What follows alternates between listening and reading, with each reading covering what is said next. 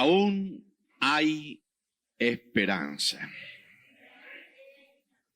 Diga conmigo, aún hay esperanza. Aquí era para Israel, pero también hay esperanza para nosotros. Amén. Gloria a Dios. Bien, mis amados, hay un adagio popular o una frase. Yo encontré que la había escrito Paula Preston, que dice: quien no conoce su historia está condenado a repetir sus errores. ¿Cuál es la importancia de conocer la historia del pueblo hebreo? ¿Cómo nos ayudaría a nosotros a estos tiempos?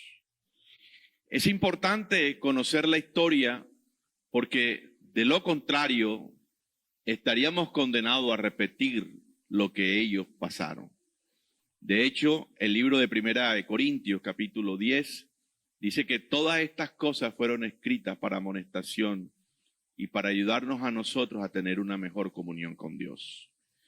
Y una mejor relación en el sentido que no vayamos a cometer los mismos errores que cometió el pueblo de Israel. Pero este pasaje que acabamos de leer es un pasaje triste, porque el evento que acabamos de leer no inicia allí, inicia en el capítulo 9, desde el 2 en adelante, cuando el pueblo de Israel había estado en cautividad por 70 años, de acuerdo a lo que el Señor había profetizado a través de Jeremías. Pero en el cumplimiento de esa profecía, de esos 70 años, el rey usa a un rey perverso como Ciro. Y en el cumplimiento de ese tiempo, el rey Ciro saca un edicto o promulga un decreto dándole libertad nuevamente al pueblo judío para que ellos se fueran nuevamente a Israel o a Jerusalén a restaurarse como nación. Y aquí me da a entender que Dios puede usar a cualquier persona. A veces nosotros creemos que solamente por ser creyente Dios lo va a usar. Dios no solamente usó a Ciro, usó también a otros reyes perversos, malos, para el beneficio del pueblo de Dios. Y Dios puede hacer como Él desee y como Él quiera. Entonces, aquí vemos que ellos habían cometido un error. Y a raíz de su error, ellos fueron, digamos que expulsados o fueron cautivos y lo llevaron a Babilonia por 70 años.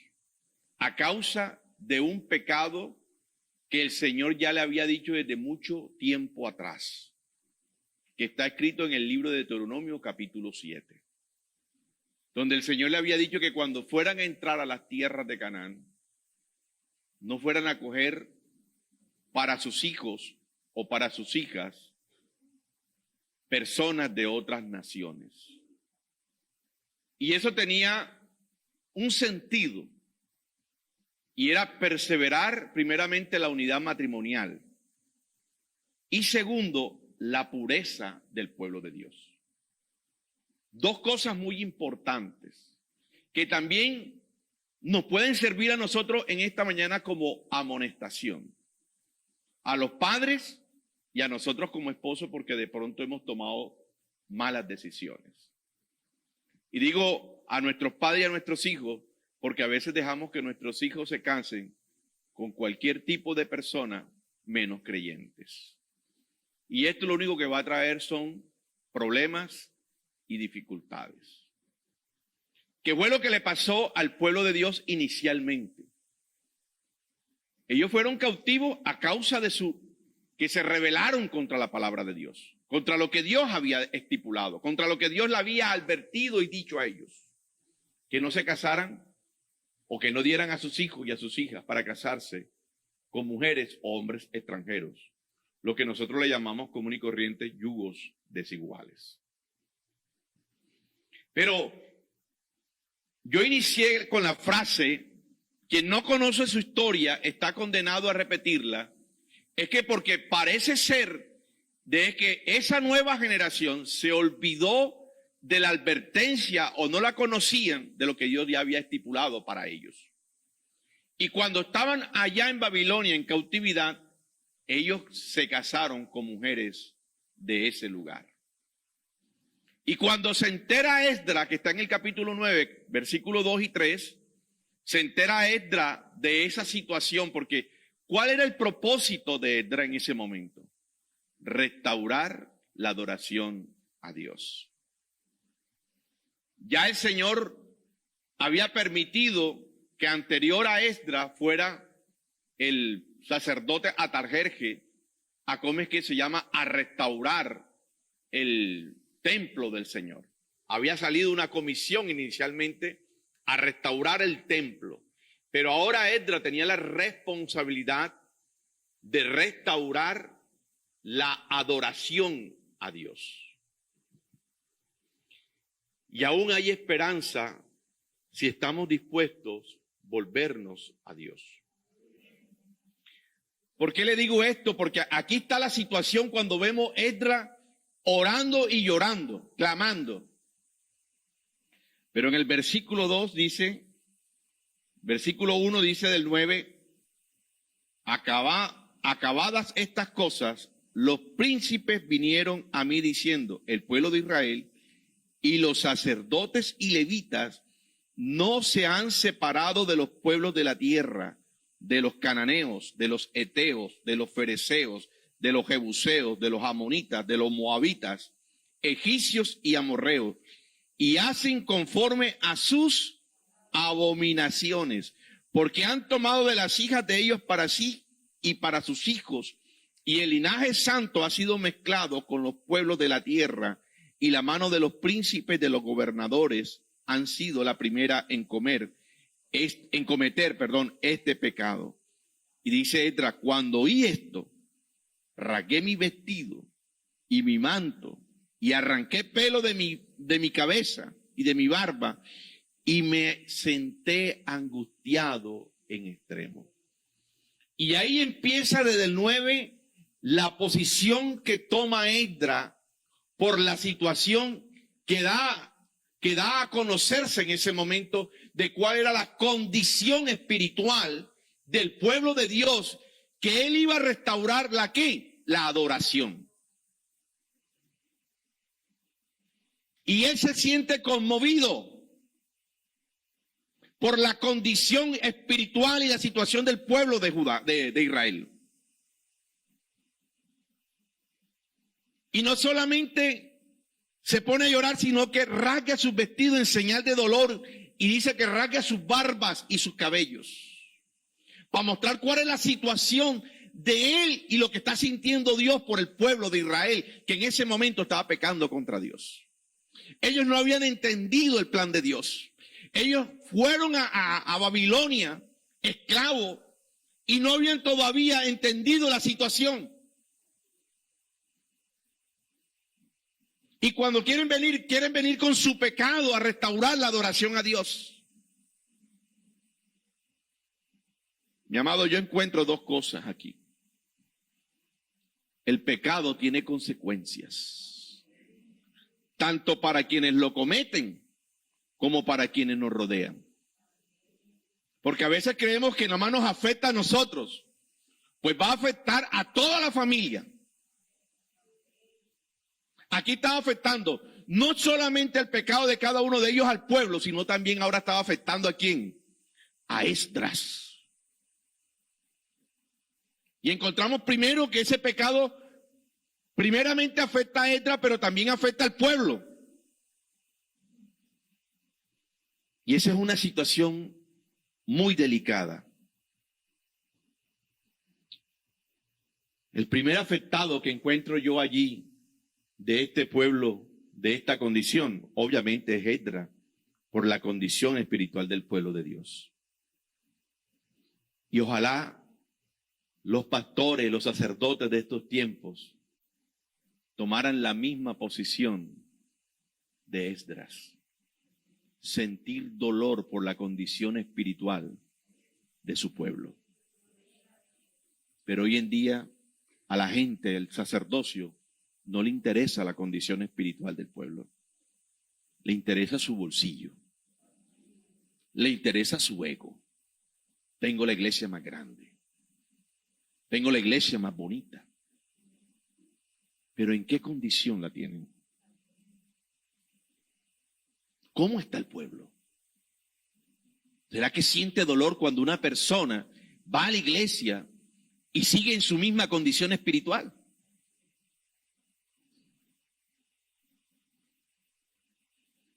¿Por qué se sentía tan mal Esdras?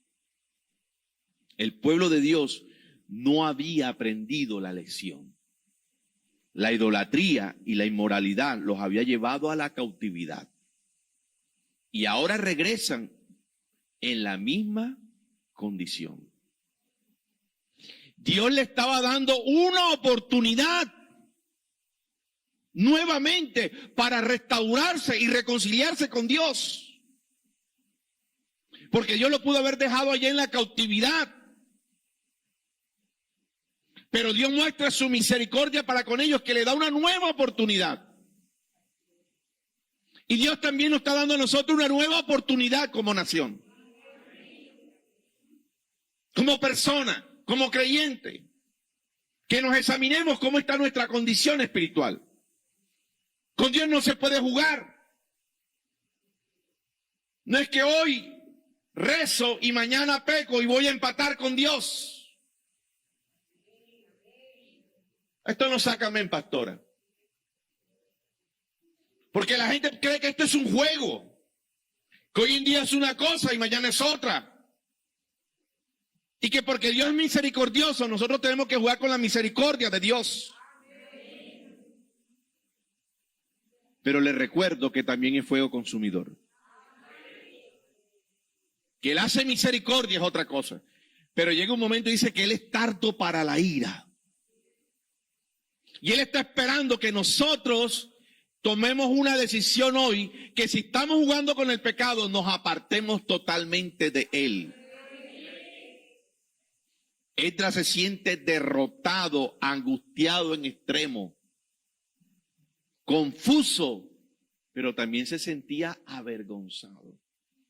Mira el versículo 6 que dice, y del 9.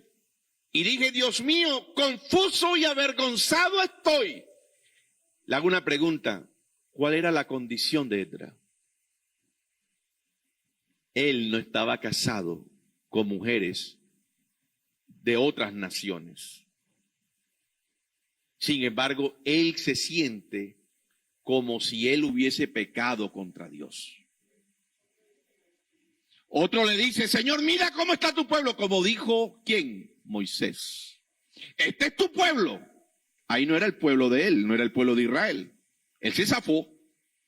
Pero este hombre está tomando su posición sacerdotal de sentir dolor por lo que siente al ver el pueblo de Dios en una condición deprimente, en una condición de juicio.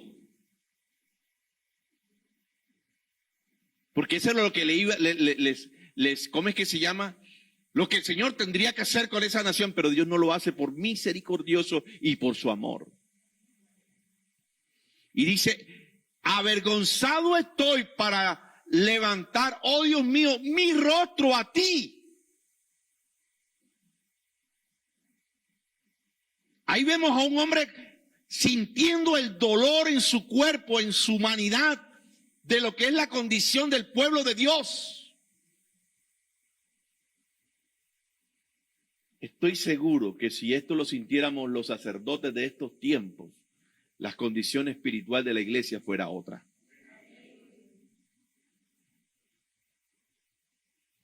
Él estaba preocupado por la restauración, primeramente de ellos, para poder restaurar la adoración a Dios. Y hay gente que viene a adorar a Dios como sea. Y sale de aquí y sigue en su pecado, como si no le doliera en el corazón.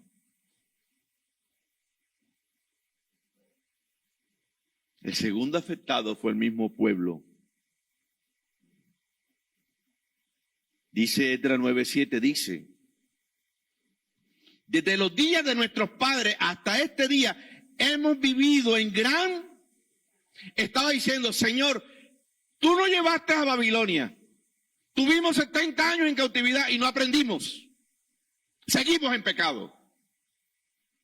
O sea, en pocas palabras está diciendo, lo que ellos hicieron nuestros padres, todavía nosotros lo estamos haciendo.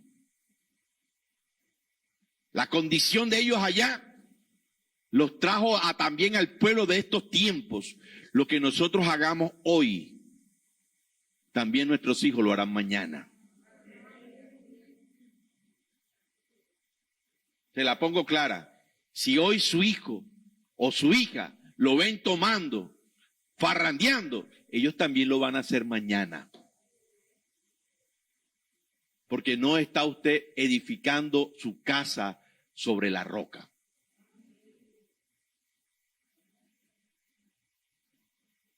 Nosotros somos el espejo de nuestros hijos. Lo que ellos van a vivir mañana es reflejo de lo que han vivido hoy. Los que se levantaron en esa nueva generación que estaban viendo, la generación vieja, pecando en la cautividad, buscando mujeres de otro pueblo cuando el Señor ya se los había advertido. Y si hoy nosotros estamos en la condición espiritual en que estamos, es porque o conocemos la palabra de Dios o la ignoramos, o simplemente nos rebelamos contra Dios. Porque hay gente que conoce la palabra de Dios y sin embargo siguen en el mismo pecado. Eso se llama rebelación contra Dios. Dura palabra, pastor. Sí, Señor. Por eso dice que quien no conoce su historia está condenado a repetir sus mismos errores. Si nosotros no conocemos la condición de nuestros padres, la vamos a seguir repitiendo si no tratamos de corregir eso. Yo he puesto este testimonio siempre. Un día, mi papá delante de sus amigos allí, que estaban ahí todos reunidos, le dijo, este es mi hijo y él es como yo. Y yo le dije, no, señor, yo no soy como usted. Yo era como usted. Ahora estoy escribiendo una nueva página en mi vida. Porque a veces los padres quieren que uno repita lo que ellos vivieron. Si vivimos nosotros como padres, vivimos anteriormente un camino pesado contra Dios, hay que cambiarlo para que nuestros hijos no vivan lo mismo. Ellos tienen que levantarse diferente.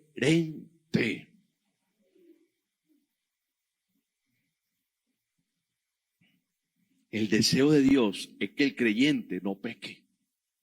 Ese es el deseo de Dios. Dice primera de Juan capítulo 1:8, dice, estas cosas os escribo para que no pequéis. Está hablando Juan. Juan capítulo 1, primera de Juan, capítulo 1:8. Aprendamos de los errores nuestros, pero también de los demás. Primera de Juan, capítulo 1.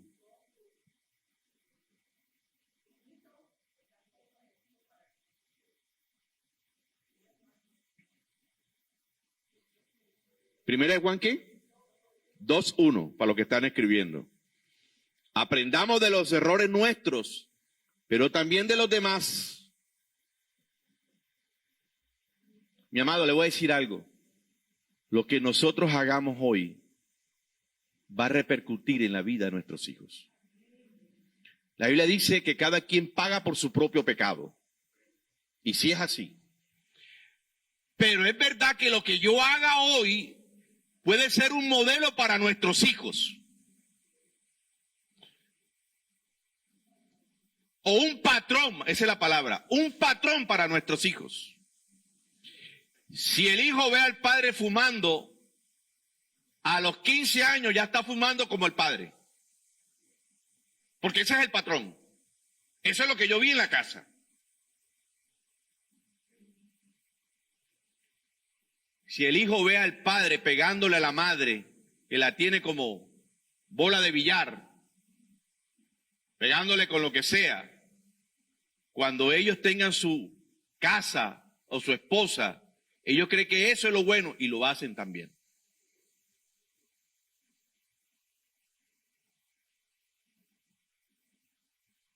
Si los hijos nos ven tomando el 31 de diciembre, para poner un caso, y le dejamos el puchito en la botella, y ellos llegan y se la empinan y se la toman, y usted se ríe, tiene un alcohólico. Ahí ya tienes un alcohólico. Porque eso es lo que tú le estás enseñando.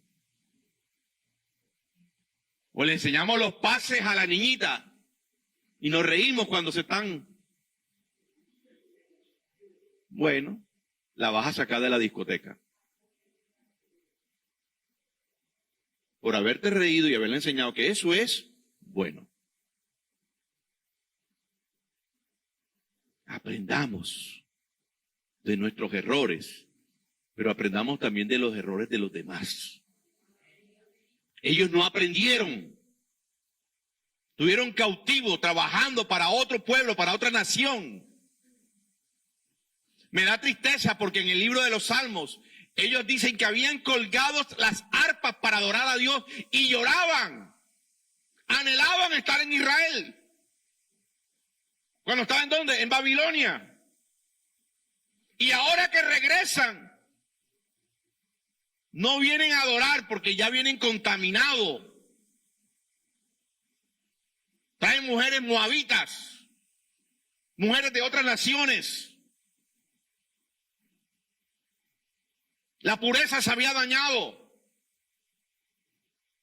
¿Me está entendiendo lo que le estoy diciendo?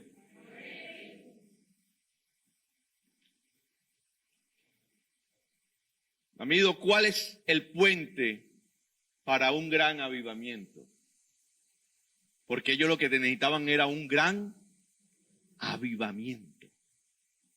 Porque a veces creemos que porque hay multitud, hay un avivamiento. No, señor. Es un error. Porque vemos gente en las iglesias, ese es un avivamiento. Vaya a ver la condición como están. Eso no es un avivamiento. Un avivamiento inicia con quebrantamiento y con restauración de adoración. Y para eso se llama algo arrepentimiento. Sin arrepentimiento no hay nada. Un escritor dijo, no solamente arrepentimiento. No se preocupe, que eso es allá arriba que los pelados están brincando. No es que se está cayendo y se está desmoronando el edificio. Eso se siente porque... Algunos dicen, escritores dicen, que solamente arrepentimiento. Yo les voy a mostrar que no solo es arrepentimiento, para que haya un avivamiento. Porque yo me puedo arrepentir hoy y mañana puedo seguir en la misma.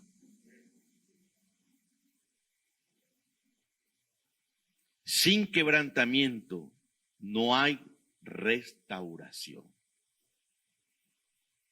¿Por qué le digo esto? Porque ahora sí encontramos a quién, a Esdras. ¿Cómo? Postrado, llorando, quebrantado. Y eso que él estaba sintiendo, allí lo sintió el pueblo. Él se estaba humillando delante de Dios. Y aquí viene lo segundo, arrepentimiento y humillación. Si mi pueblo, el cual, ¿cómo dice? Si se humillare mi pueblo sobre el cual mi nombre es invocado y oraren y buscaren mi rostro y se convirtieren de sus malos caminos, el primer puente para la restauración y el avivamiento se llama humillación. ¿Qué es humillarse? Reconocer mi condición.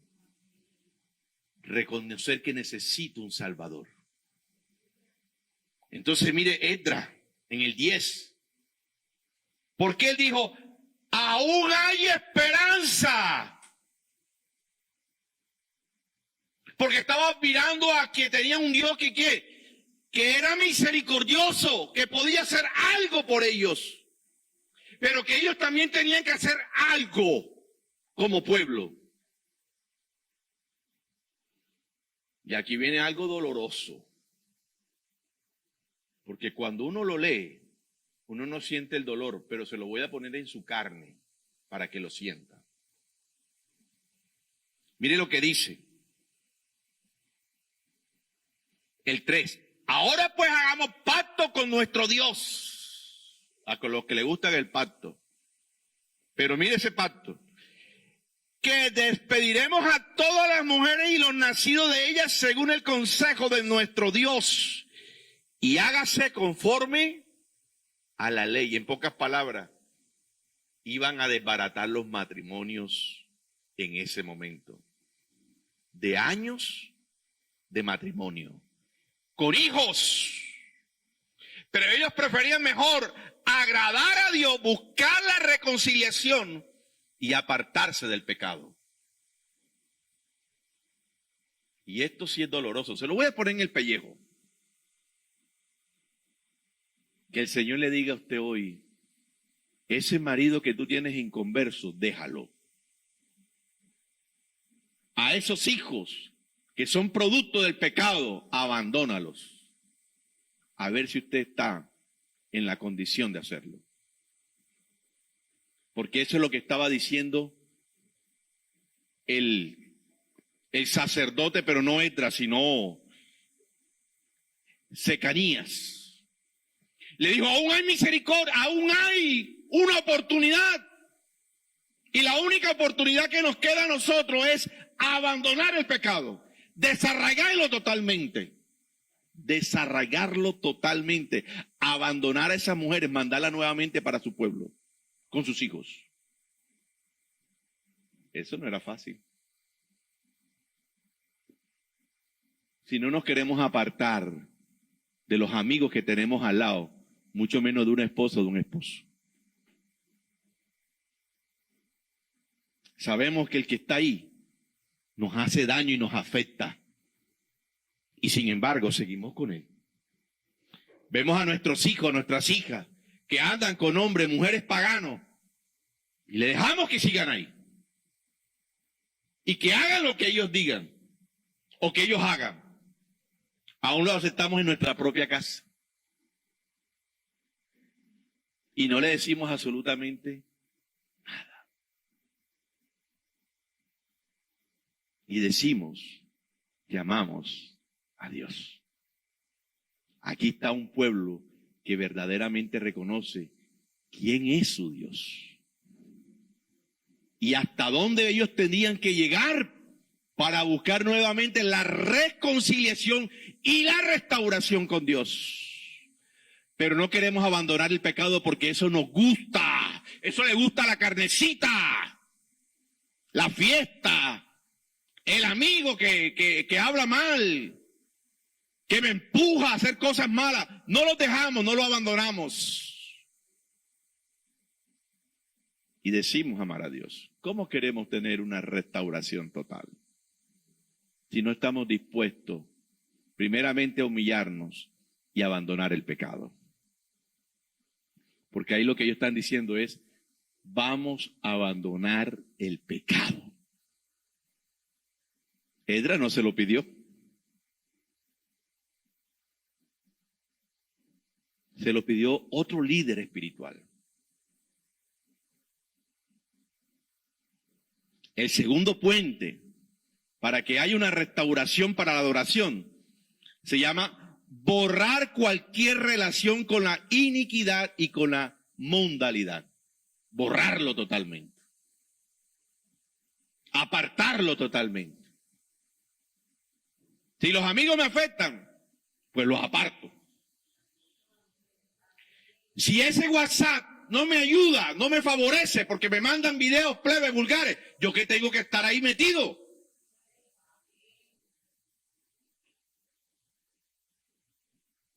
En estos días me hablaba del estrés que traen ¿cómo es que se llaman? Las elecciones estas. El estrés, ¿cómo le llaman los psicólogos? El estrés electoral. Herda, por donde uno se meta, mi hermano. Yo estaba aquí, yo estaba ya que me colocaba una emisora, lo mismo. Colocaba la otra, lo mismo. Me iba al ¿cómo es que se llama? A la noticiero, lo mismo. Y era todos los noticieros lo mismo, lo mismo, lo mismo. Y te vas tú a ver videos, lo mismo. Las peleas entre el uno y el otro. Y ya yo estaba hasta aquí. Decidí cerrar todo. No volví a ver los noticieros. Llevo como 15 o 20 días que no veo noticieros. Llevo como 15 o 20 días que no veo la prensa. Solamente busco las noticias deportivas de Junior, que también lo estresa a uno. Pero por lo menos algo diferente. ¿A dónde voy con esto? Que si yo abandoné eso, ¿por qué no abandono el pecado?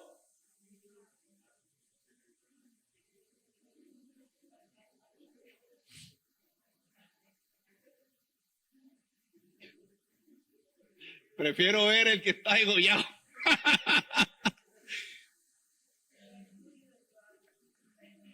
Mis sobrinos me iban a regalar ayer una camiseta de Junior, que estaba cumpliendo años yo ayer. Me preguntaron por ahí, por el grupo que tenemos de familia, tío, ¿todavía quieren la camiseta de Junior? Me da eso así.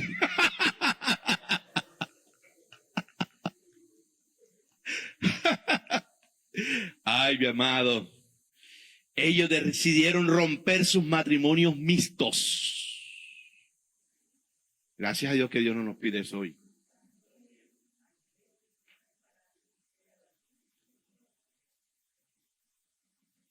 Pero hay que buscar la manera de arreglar la casa. ¿Usted se puede imaginar que Dios diga hoy que para poder entrar al reino de los cielos tenemos que abandonar los matrimonios mixtos? La iglesia se queda sola.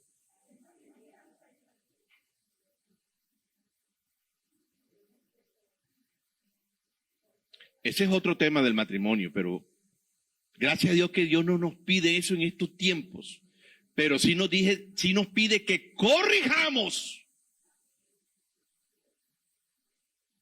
Que si yo estoy en unión libre, por lo menos me case.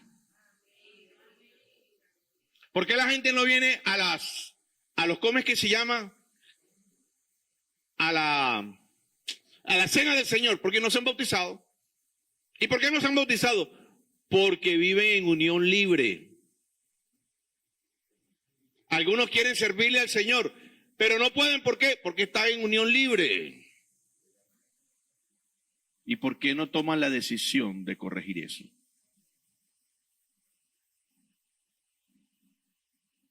Ellos ahí tomaron una decisión radical. Abandonar el pecado. Y eso sí que es difícil. El paganismo no puede ser parte de la fe del pueblo de Dios. La verdadera adoración exige santidad y exige consagración. Dice la palabra de Dios que sin santidad nadie verá a Dios. En pocas palabras, no es que seamos santos y nos vamos a meter en una olla y no vamos a salir de ahí. Uno tiene que saber vivir la vida. Pero para eso tengo que conocer las Escrituras, para saber qué le agrada y qué no le agrada a Dios. Diga conmigo, aún hay esperanza. Pero aún hay esperanza si estamos dispuestos en abandonar nuestro pecado. ¿Cómo estamos? en abandonar nuestro pecado. Si estamos dispuestos, porque queremos a Dios, queremos su misericordia, queremos su favor, queremos ver milagros en nuestras vidas, pero no queremos abandonar el pecado. Y Dios no consiente el pecado. Es más, Dios se aparta donde está el pecado. En la cruz estaba su Hijo. Y allí estaba absorbiendo todo el pecado de la humanidad. Y le dice, Señor, ¿por qué me has abandonado? Él ama al pecador, pero aborrece el pecado. Lo que tú haces es lo que él aborrece. Porque la palabra de Dios no se contradice. Porque de tal manera Dios amó al mundo. Pero no es para todo. Es para aquellos que creen y están dispuestos a abandonar el pecado. De lo contrario, no estamos haciendo absolutamente nada. Hay esperanza porque a pesar de todo lo que hemos hecho en contra de Dios, Él es misericordioso. ¿Él es qué? Misericordioso. Dice Proverbios capítulo 28:3, dice, el que encubre sus pecados no prosperará, mas el que lo confiesa y se aparta alcanzará misericordia. Por eso no solamente es arrepentirse, sino apartarse de él, dejarlo por allá solito. Fuera, yo contigo no quiero nada. Pero el creyente hoy juega con la santidad de Dios. El creyente hoy todavía sigue latigando el cuerpo del Señor. Secanías dijo una gran verdad. Es verdad que hemos pecado, pero aún hay esperanza para Israel. La esperanza de Israel y la de todo creyente no radica en su propia habilidad para salir del pecado, sino en la misericordia de Dios, quien perdona a quien se acerca a Él en humildad y en su poder para limpiarlos del pecado y de la maldad. Es lo que estaba diciendo en pocas palabras. Conozco un Dios misericordioso. Estoy seguro que si yo me aparto, voy a hallar misericordia de Dios. En eso estaba basado la esperanza de Secanías. El creyente puede tener verdadera esperanza en Dios, quien ha prometido acudir a nuestra ayuda cuando clamamos a Él. Porque dice el libro de Hebreos capítulo 4:16, dice, el que a mí viene, no lo echo fuera. Dijo nuestro Señor, y ciertamente podemos acercarnos al trono de la gracia para obtener misericordia y gracia. Sí, nos podemos acercar a Dios y Él no echa nada afuera. Pero Él tiene unas condiciones. Y las condiciones es que nos tenemos que abandonar el pecado en que nos encontramos. Abandonarlo. No volver a verlo. El ejemplo de confesión y luto por el pecado de Esdras fue lo que hizo que la convicción se apoderara del pueblo de Dios. Porque Esdras lo primero que dice, Señor, hemos pecado contra ti. Hemos pecado contra ti. Y ellos entendieron que la única manera para volverse a Dios era humillándose delante de Dios. Vivimos la época más terrible de la humanidad, donde a lo malo se le llama bueno. Donde hoy vale más una aleta de tiburón que la vida de una persona.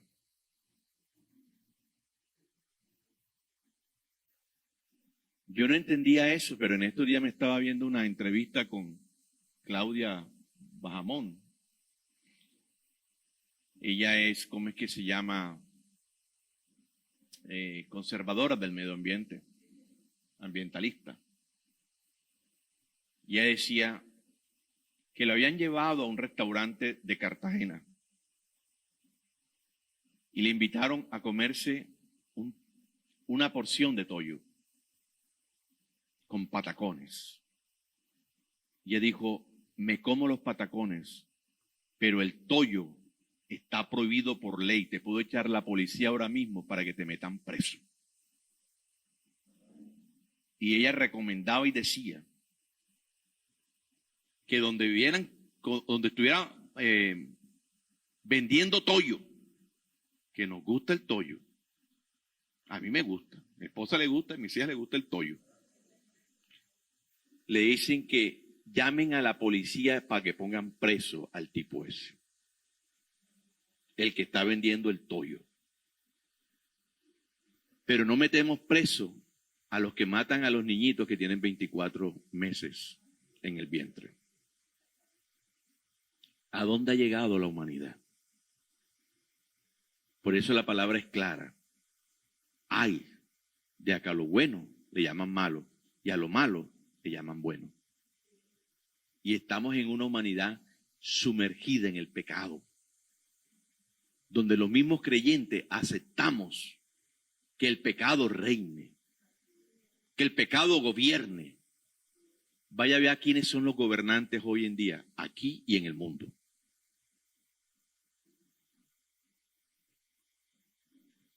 ¿Y qué hay detrás de ellos? ¿Qué hay detrás del progresismo, de los progresistas? ¿A dónde nos quieren llevar?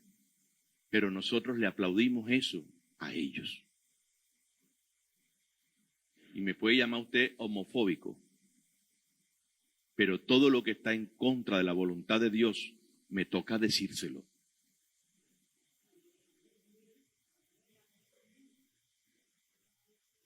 Las cosas hay que llamarlas por lo que es. Y si usted cogió este camino le va a exigir cumplir unos requisitos que están en la Constitución del Reino de Dios, que es la palabra de Dios. Si usted no está dispuesto a cumplir la Constitución Nacional, usted termina preso.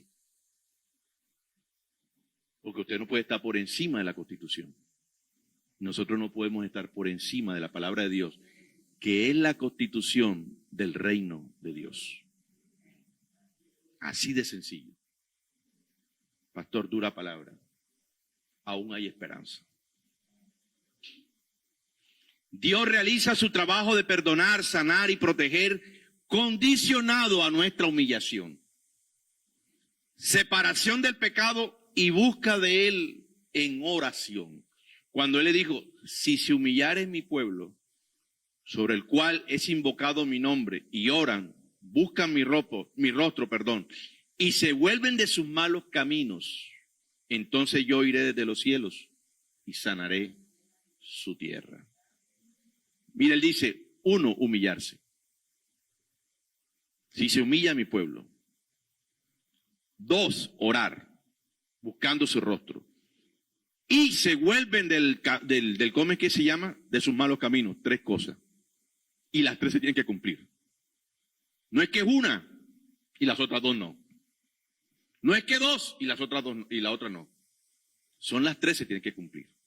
Humillarse, abandonar y orar a Dios. Volverse a Dios. 3 cosas muy importantes. ¿Cuál fue la decisión del pueblo de cuando ellos decidieron abandonar el pecado? Humillarse y buscar a Dios en rostro. Dice que después proclamaron ayuno para que Dios tuviera misericordia de ellos, para que Dios sanara su tierra, para que ellos pudieran restaurar la adoración a Dios. Porque de lo contrario, esa adoración a Dios no iba a llegar ni al techo. Termínese de leer el capítulo 10 y se dará cuenta de todo lo que hizo el pueblo. Todos abandonaron sus esposas o sus matrimonios mixtos. Mis amados, ¿cuál es el propósito mío de este mensaje en hoy? Que usted sepa que todavía hay esperanza. Pero para que esa esperanza usted la pueda ver, usted tiene que cumplir con abandonar el pecado, humillarse delante de Dios y buscarlo su rostro. 3 cosas muy importantes. Dios quiere hacer misericordia y ha hecho misericordia de nosotros. porque no merecíamos nada. Pero Él lo hizo por su amor a cada uno de nosotros.